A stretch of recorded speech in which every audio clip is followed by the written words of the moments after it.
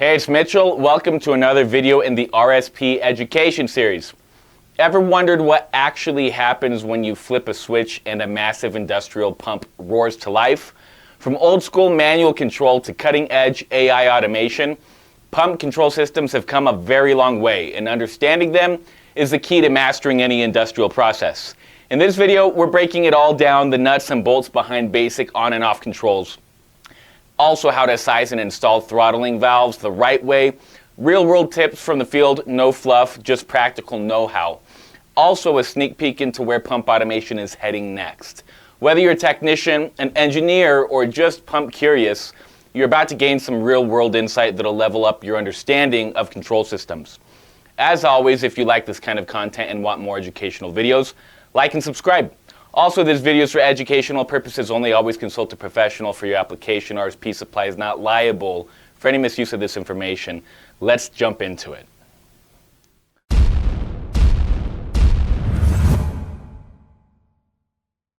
Okay, let's dive into pump control, from the most basic on and off switches to super smart AI-driven systems. I'll keep things simple, but won't skip the technical stuff. You'll get all the details, just explained in a way that's easy to follow. Starting off, manual control. That's on and off switches. These work using electromagnetic contactors. Basically big switches that physically connect or disconnect power to the pump motor. Thermal overload relays protect the motor from burning out if the current spikes. This is usually set to trip at 125% of the motor's rated current.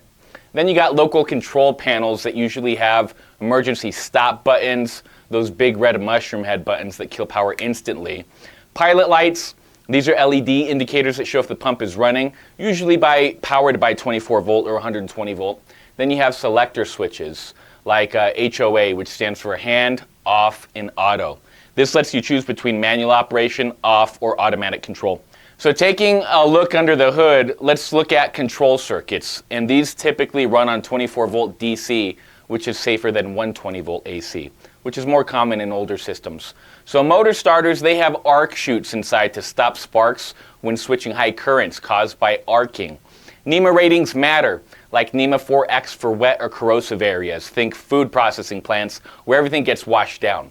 When you're going to be seeing these control panels, you'll see them in small pumps, something that's less than 5 horsepower, like sump pumps or backup systems involving fire pumps or emergency cooling.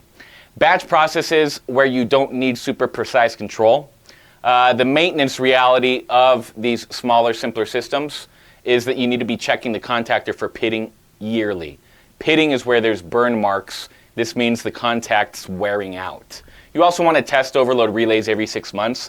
Make sure that they're tripping at the right current. Also, lubricate moving parts as per the manufacturer's schedule. Keep things running smooth. Let's talk throttling valves. Some details about this.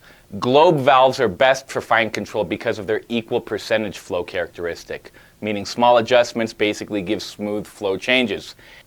On that note, a cavitation index should be greater than 1.5. If it gets any lower, the liquid vaporizes inside the valve, and this causes damage, like tiny little explosions from the bubbles as they hit the impellers. Positioners, whether pneumatic or electronic, these are going to help the valve hit the exact position you want, improving control accuracy.